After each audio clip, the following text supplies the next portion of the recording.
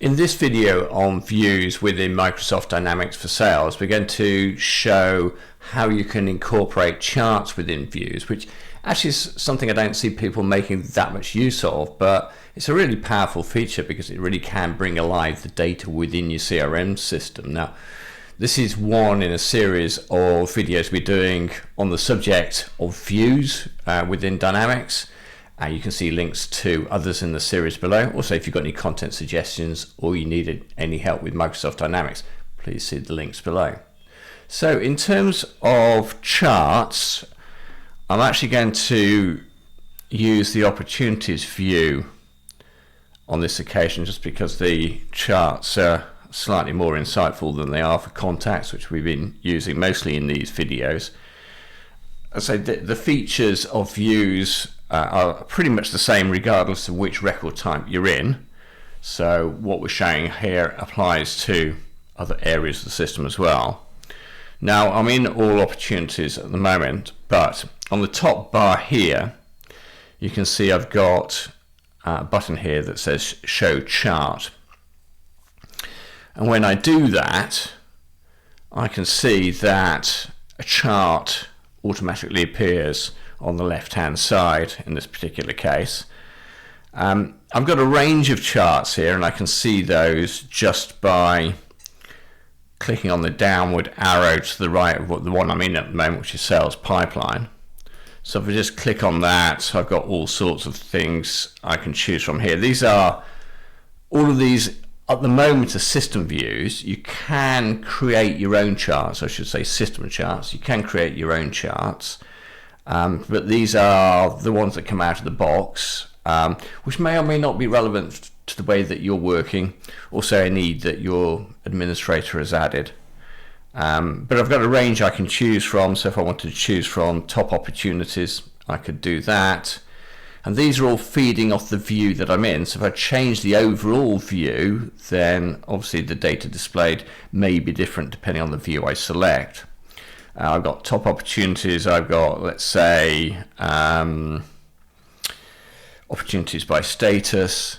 Let's go back to the one we were in originally, which is the sales pipeline view, which is probably one of the more insightful opportunity views, at least if I choose sales pipeline. What it's doing is graphically displaying my sales pipeline right from sort of qualification, development, proposal to close, depending on what the stages are that you set up in your sales pipeline. Now, the really interesting thing about views, in my opinion, is if you click on a segment of these charts, it'll subfilter the data that's displayed on the right. So if I just click on the one for develop, it subfilters. If I click on the one for propose, it subfilters. If I click on the one for closed, it subfilters.